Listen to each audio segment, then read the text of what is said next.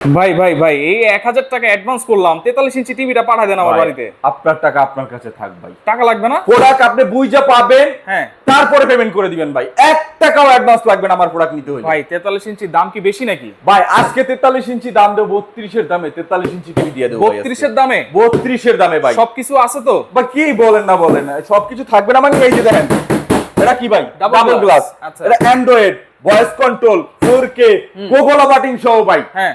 আর কি লাগে ভাই? কথা বলা টিভি ভাই। স্টার জলসা দেখতে পারবো ফ্রিতে? ভাই স্টার জলসা, জি বাংলা, যত চ্যানেল আছে অলমোস্ট 3000 প্লাস চ্যানেল সম্পূর্ণ ফ্রিতে।